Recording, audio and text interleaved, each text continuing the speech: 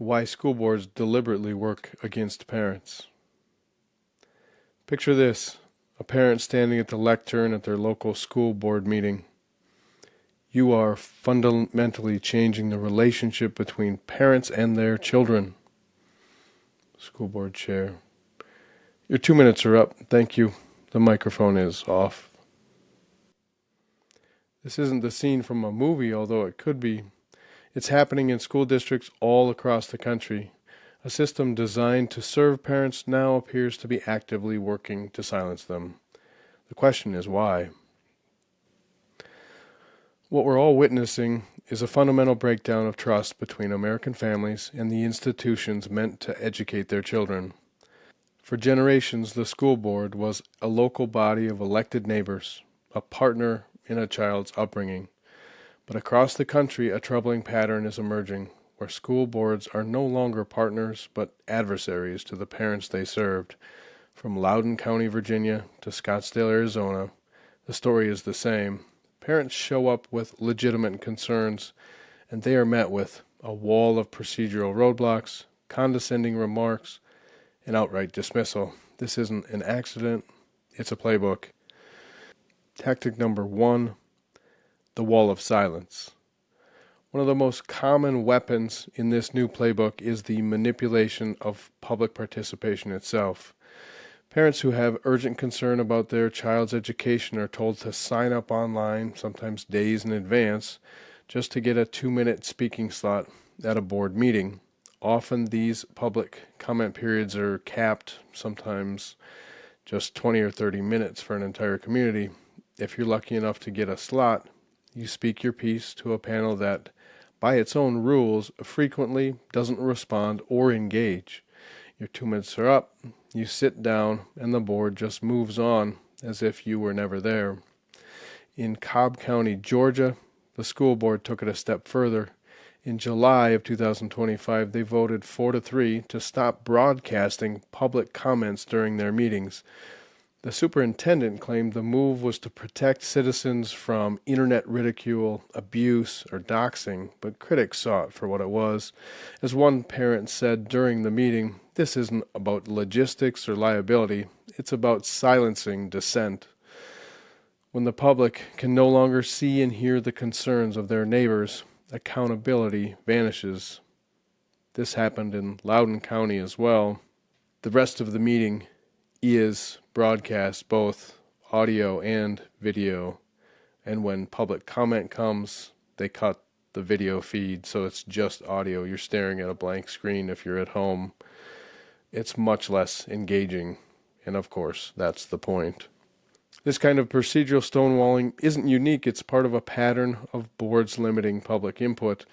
They often justify these policies by citing the need for efficiency or compliance with things like open meeting laws.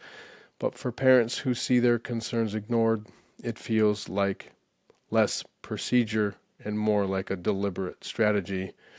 In a 2021 case in Pennsylvania, a federal judge had to order the Pennsbury School Board to stop enforcing policies that banned personally direct or offensive comments.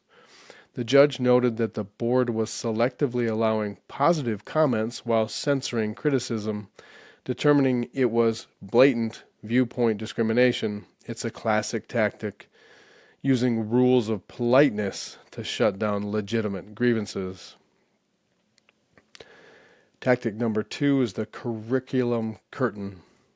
So what are parents so fired up about? The flashpoints are often centered on curriculum and ideology. Across the nation, conflicts have exploded over the introduction of concepts related to critical race theory, gender identity, and sexually explicit materials in the classroom. Parents who question these materials are often labeled as book banners, book burners, or bigots. For many, however, the core issue isn't about hate, it's about transparency and the right to guide their own child's moral and ethical development. Schools often make this information incredibly difficult to get. Parents requesting to see curriculum materials have been met with resistance, with districts citing everything from copyright law to teacher autonomy. As this happens, a counter movement for the transparency is gaining steam. States like Florida have enacted laws requiring curriculum materials to be posted online, giving parents a window into the classroom. But even where their laws exist, the battle for compliance can be another uphill struggle. This us versus them dynamic is fueled by a perception that schools are no longer neutral arbiters of knowledge, but are actively promoting a specific worldview, often without parental consent. And these aren't just a handful of isolated incidents. In Washington, a group of parents and school board members filed a lawsuit in October of 2025 alleging that a new state law unconstitutionally strips them of their rights. They argue the law, HB 1296, was specifically designed to weaken a, quote, Parents' Bill of Rights initiative that had just passed, effectively giving rights with one bill and then taking them away with another. Across the nation, this has reached a boiling point and received a lot of pushback. When systems stop responding, people take the fights to the courts. And in 2025, a case in Maryland became a national symbol of their parental pushback. The case was Mahmoud versus Taylor, a coalition of Muslim, Catholic, and Orthodox parents in Montgomery County, Maryland, asked the school district to let them opt their children out of lessons involving storybooks with LGBTQ plus themes, citing their religious beliefs. Initially, the schools said yes, that parents would be able to opt their children out, and said that these materials would be in the library just in case there were parents who wanted their kids exposed to some of this stuff. And then almost overnight, the school flipped and said, no, there will be no opt-out.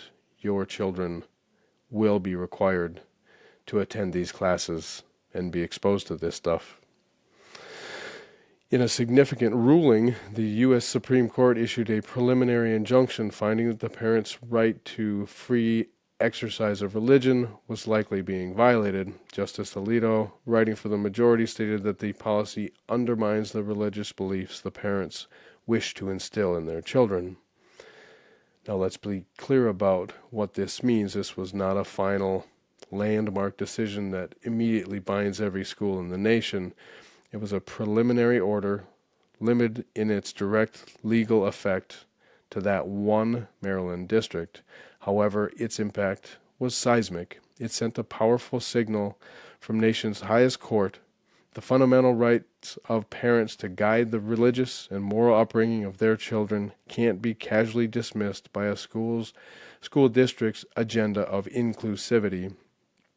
It gave parents a powerful legal shield and a precedent they could point to in their own districts.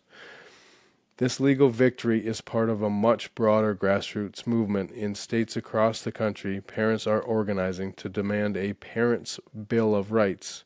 In Texas, voters will decide on Proposition 15 in the November 2025 election, a constitutional amendment that would explicitly affirm the parents are the primary decision makers for their children. If it passes, it would write parental rights into the state's highest legal document, making them much harder to erode. In Wyoming, the pushback took a more personal and alarming turn after one mother, Carrie, became an outspoken critic of her school district. She was shockingly accused of stalking by school officials who sought to bar her from even attending school board meetings. With legal help, the petitions were dismissed, but the case highlighted the extreme lengths some officials may go to when challenged. This is the new front line. If you're a parent watching this and feeling that same frustration, what can you do? That feeling of helplessness is exactly what the system is designed to create. But you are not helpless. The parents who are winning these fights are using a new playbook of their own. First, you have to get informed. Don't just accept the district's summary of the curriculum. Know your state's public record laws and file formal requests for all teaching materials, including teaching training resources. Many states like Illinois and Florida have laws to make this easier. Read your school board's public comment policies, know the rules better than they do. Second, organize. One parent is an anecdote, a group of 50 is a political force. Find other parents who share your concerns. Create a local chapter of a larger parental rights group or start your own. Use social media to coordinate, but make the school board meeting your stage. Third, master the system. Don't waste your 2 minutes on unfocused anger. Be strategic. Assign different speakers to cover different topics. Present facts. Read directly from the materials you find objectionable.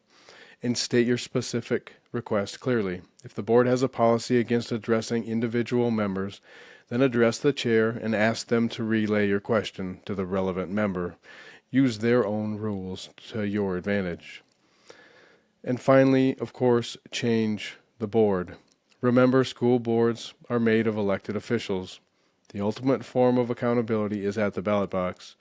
If your board members aren't listening, run against them. Support and campaign for candidates who share your values and believe in parental partnership. This is the long game, but it is the most powerful tool you have. The fight for parental rights is happening in your town right now. What has your experience been? Have you been shut down at a board meeting? Have you struggled to get information about what your child is being taught? Share your story in the comments below. Reading your experience could be the spark that empowers another parent to finally speak up. What we're seeing is more than just a disagreement over policy.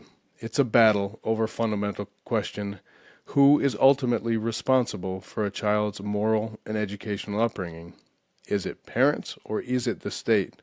For decades, the answer was a partnership, but that partnership has been broken.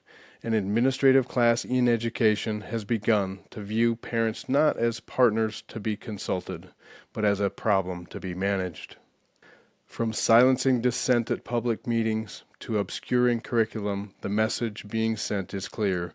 We know better, but parents across the political spectrum are pushing back, armed with information, organized by social media, and emboldened by key legal victories. They're reminding school boards that they aren't accountable to abstract ideologies or to teachers' unions. They are accountable to the parents and taxpayers of their communities. School boards were created to represent a community's values and ensure accountability in public education. But when they start to see parents as the enemy, who are they truly representing? The future of public education in America may very well depend on how we answer that question.